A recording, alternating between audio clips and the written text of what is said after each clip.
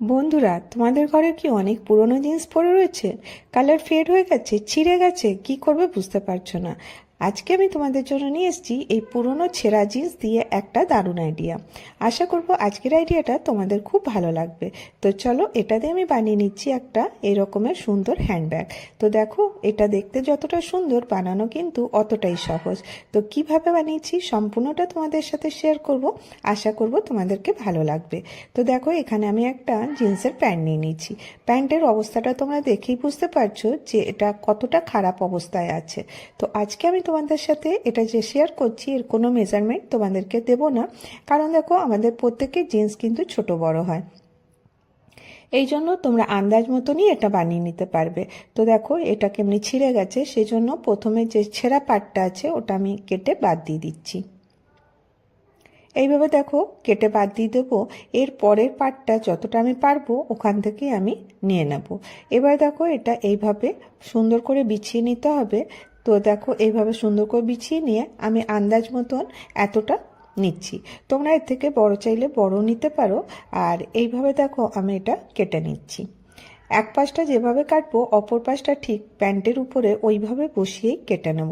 তাহলে মেজারমেন্টটা একদম পারফেক্ট হবে। এই দুটো পিস দিয়ে কিন্তু আমার এটা রেডি হয়ে যাবে। তো এবারে দেখো, এখানে আমি এটাকে প্রথমে ওপেন করে নেব। ওপেন করার জন্য এর মাঝ বরাবর কেটে দেবো, তাহলেই এটা ওপেন হয়ে যাবে। এটা খুলে নেওয়ার পরে এই যে সাইডের যে হার্ড পার্টটা আছে, এই হার্ড পার্টটা এখানে আমি কেটে দিচ্ছি, যাতে আমার সেলাই করতে সুবিধা হয়। তো দেখো, এইরকম করে এটা আমি কেটে নিলাম। অপর পাশটাও ঠিক ওইভাবেই আমি এটাকে ওপেন করে নেব আর হার্ড পার্টটা কেটে নেব।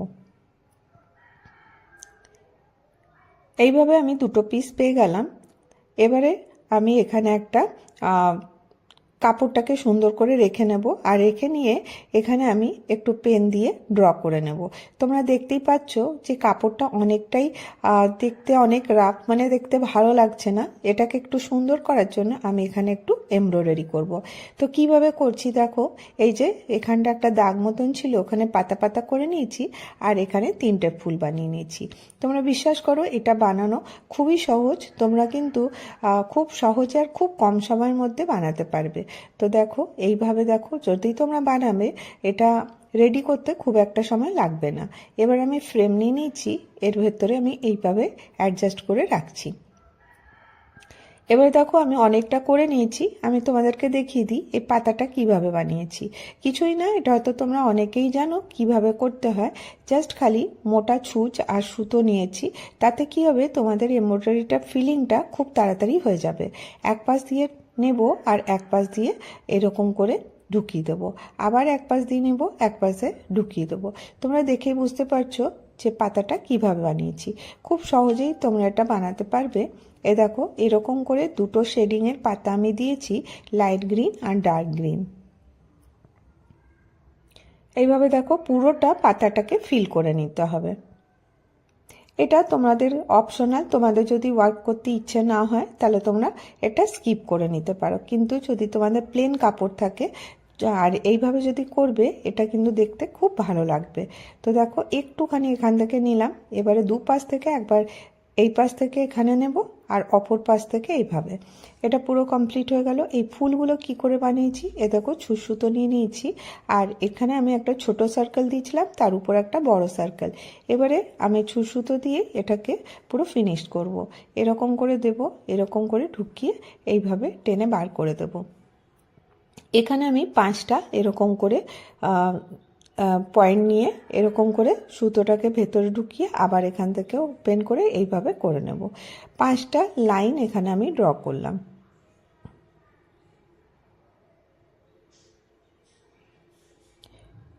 এইভাবে দেখো করে নিয়ে এবারে সুতোটাকে আমি একটা দাগ ছেড়ে দিয়ে আরেকটা দাগের মধ্যে ঢুকিয়ে নিচ্ছি।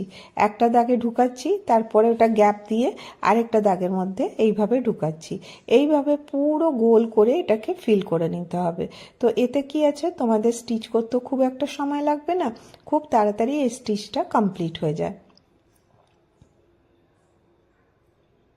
দেখো কি সুন্দর ফুলের মতন হয়ে যায়। এবারে পেছনে এটাকে নট করে কেটে নেব।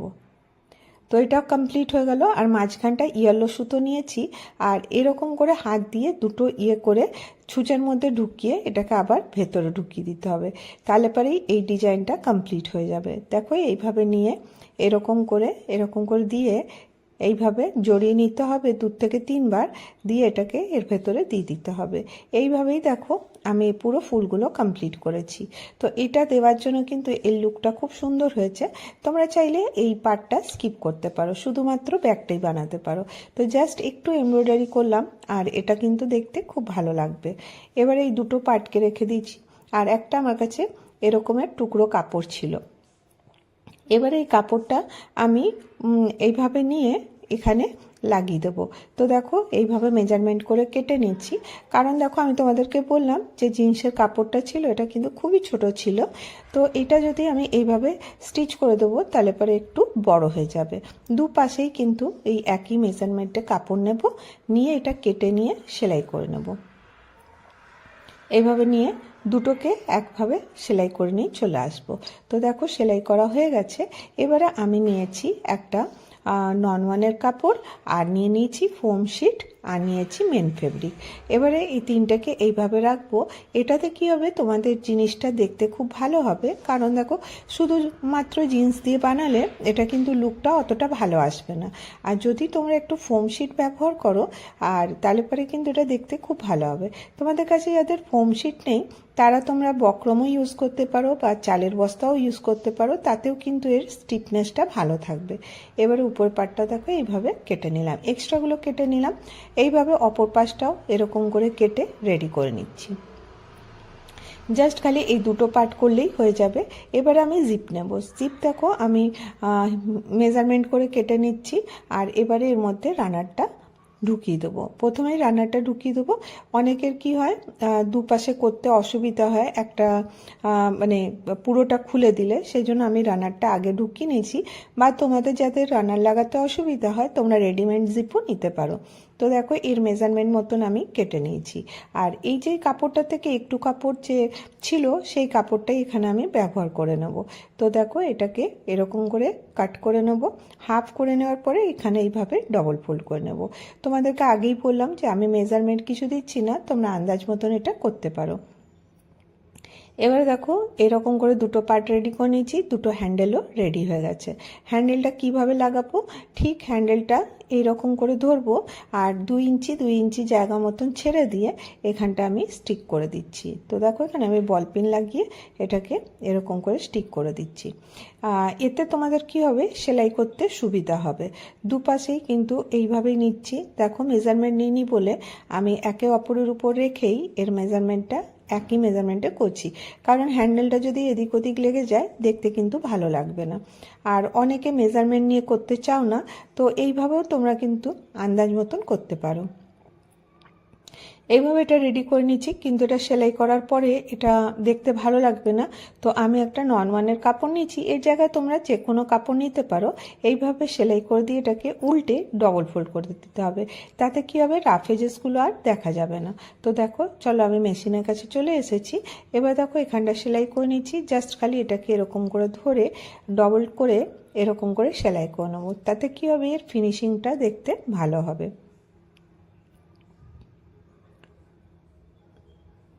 এই অপর পাশটাও দেখো এই একইভাবে আমি সেলাই করে নিয়েছি। তো এতে কি হলো, দেখো হ্যান্ডেলটা যে লাগালাম সেটা আর দেখা যাবে না। এবারে এখানে জিপ লাগাতে হবে। জিপ লাগাবার জন্য আমি জিপটাকে এখানে একটু কাপড় দিয়ে সেলাই করে নেবো। এতে কি হবে, তোমাদের জিপ লাগাতেও সুবিধা হবে, আর এরকম করলে জিপটা কিন্তু খারাপ হবে না। তো এইভাবে দেখো আমি জিপটাকে এখানে এইভাবে লক করে দিচ্ছি। একটু ছোট কাপড়ের টুকরো নিয়ে এটাকে আমি এরকম করে ধরেছি, ধরে ডবল সেলাই করে নেব। এইভাবে সেলাই করে উল্টে দেব, তাহলে পরে কি হবে, তোমাদের জিপটা একদম ফিক্স হয়ে যাবে। একইভাবে অপর পাশটাও আমি করে নিয়েছি। তো দেখো এরকম করে করে নিয়ে আমি এটা উল্টে দেবো। এখানে কেটে নিলাম, আর এক্সট্রাটা কেটে নেওয়ার পরে জাস্ট খালি এটাকে এরকম করে টার্ন করো, তো দেখবে এরকম সুন্দর করে জিপটা কিন্তু লাগানো হয়ে গেছে। এবারে আমি এটা ব্যাগের মধ্যে লাগাবো। তো লাগানো খুবই সহজ। এরকম করে এক পাশটা ধরবো, ধরে এরকম করে সেলাই করে দেবো। এটা সুন্দর করে ধরে নিতে হবে। ধরে নিয়ে এরকম করে এইভাবে তোমরা সেলাই করে নেবে। তো এতে কি হবে, তোমাদের যে ব্যাগের জিপটা লাগানো হচ্ছে তাতে কোনো রাফ এজেস থাকবে না, আর দেখতেও কিন্তু এটা ফিনিশিংয়ের সাথে তৈরি হয়ে যাবে।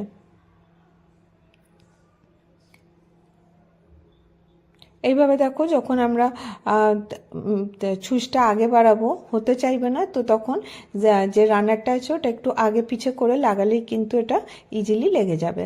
এক পাশটা যেভাবে লাগালাম অপর পাশটা ঠিক এরকম করে টার্ন করব। এর উপরে এরকম করে তোমরা টপ সেলাই দিয়ে নিতে পারো, বা এইভাবে করে নেওয়ার পরে অপর পাশটাতে আমি এরকম করে ব্যাগটা আরেকটা যে পার্ট আছে এই পার্টটাই এর মধ্যে লাগিয়ে দেবো। তো এইরকম করে ধরবো, ধরে এইভাবে সুন্দর করে নিয়ে এটাকে স্টিচ করে দেবো। তাহলে দুপাশটাই লাগানো হয়ে গেল। দেখো দুপাশটাতেই সেলাই করা হয়ে গেছে। এখানে জিপ লাগানো কমপ্লিট, এটা রেডি হয়ে গেছে। এবারে আমি এরকম করে এটা বন্ধ করব। এবারে তিন পাশটা সেলাই করে নিয়ে আসব। তো দেখো এর তিন দিকটা সেলাই করা হয়ে গেছে। এবারে দেখো এখানে একটা মেজারমেন্ট, জাস্ট খালি এটা তোমরা এইভাবে মেজারমেন্ট নিয়ে নিতে পারো, 3 ইঞ্চি বাই 3 ইঞ্চি বা 2 ইঞ্চি বাই 2 ইঞ্চি, মোটামুটি এরকম করে নিয়ে এটাকে এইভাবে দাগ দিয়ে দেবে। এটাও আন্দাজ মতন তোমরা করতে পারো।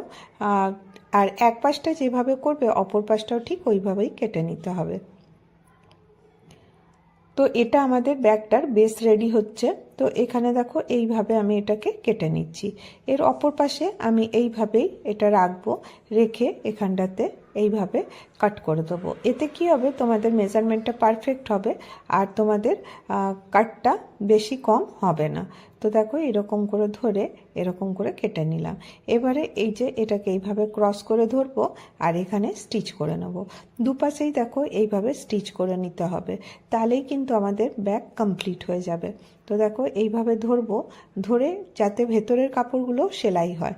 তো দেখো সেলাই কমপ্লিট হয়ে গেছে, এটা হয়ে গেছে, এই যে এই সাইডও হয়ে গেছে, আর এখানে নিচের বেসটাও কমপ্লিট হয়ে গেছে।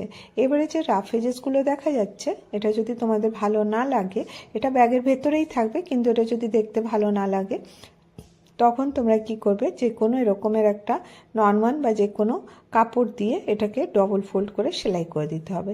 এতে তাহলে কি হবে, রাফ এজেসগুলো আর দেখা যাবে না, আর এর ফিনিশিংটাও খুব সুন্দর হবে। তো এইভাবে যদি করবে দেখবে তোমাদের ব্যাগ ইজিলি কমপ্লিট হয়ে যাবে। চলো এটা ওপেন করে দেখাই এটা কীরকম লাগছে দেখতে। তো দেখো একটা পুরনো জিন্স যেটা কোনো কাজেরই না, তার একটু কাপড় দিয়ে তোমরা কিন্তু সুন্দর একটা হ্যান্ডব্যাগ এরকম বানাতেই পারো। এটা বাচ্চাদেরকে দিতে পারো, ছোটো মোটো জিনিস রাখার জন্য, বা আমরাও ব্যবহার করতে পারি। তো দেখো খুব সহজেই এটা এমব্রয়ডারি করার জন্য দেখতেও ভালো লাগছে। কেমন লাগলো তোমাদেরকে আইডিয়াটা জানাতে ভুলো না। যদি তোমাদেরকে ভিডিওটা ভালো লাগে তাহলে অবশ্যই একটা করে লাইক করো, আর অনেক ভালো লাগলে চ্যানেলটাকে সাবস্ক্রাইব করতে ভুলো না। আমি প্রতিদিনই চেষ্টা করি তোমাদের সাথে নতুন কিছু করে আনার। তো আজকের ভিডিও এতটাই, আবার দেখা হবে নেক্সট ভিডিওতে। ভালো থেকো, সুস্থ থেকো, বাই বাই।